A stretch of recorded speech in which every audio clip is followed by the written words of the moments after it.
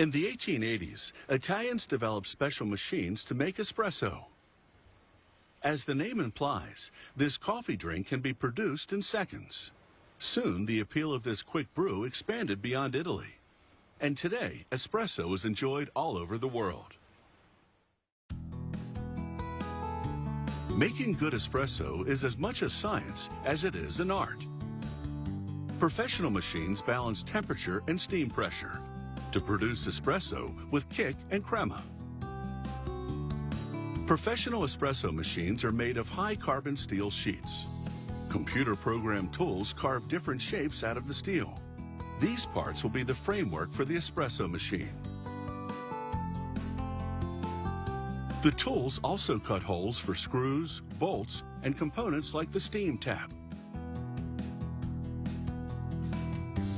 An employee places a freshly cut control panel into a hydraulic press machine. The press bends the panel to the correct shape and creates tabs for assembly. This is the panel before and after bending. After bending the other panels, they assemble the framework. The worker attaches a receptacle to capture excess water. He installs meters to control the flow of water. They release different amounts for long or short espressos.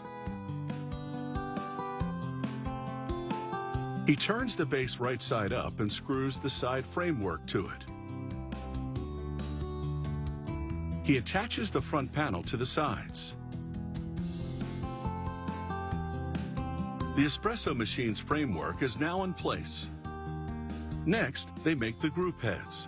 These parts will shoot hot pressurized water through the packed ground coffee. The worker installs valves that will regulate the water flow.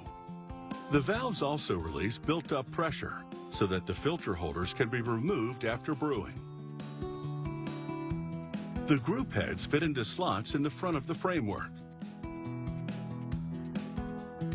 He secures them with nuts at the back.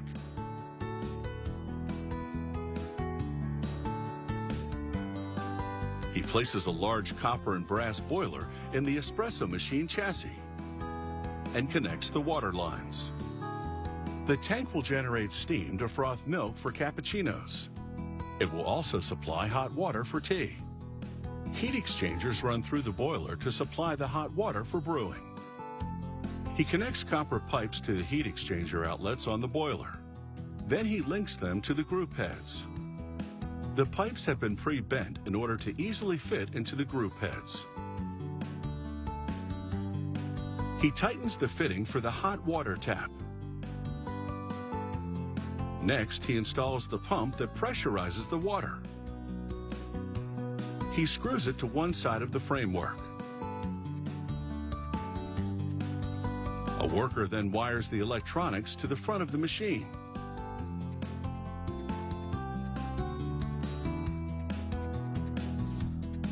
The employee fits the control panel to the front framework. He slips rubber molding around the protruding seam.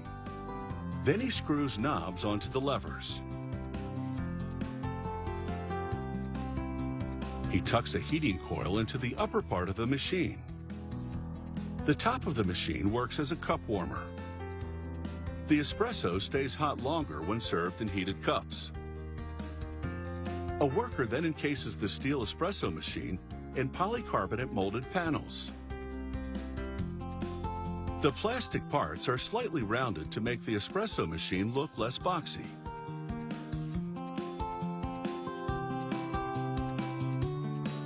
He seats a steel drip tray under the group heads.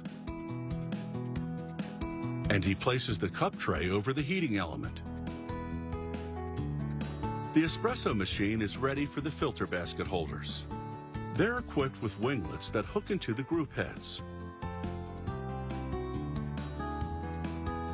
The worker tests the espresso machine to confirm that there are no leaks in the hydraulic circuitry. The machine appears to be in good working order.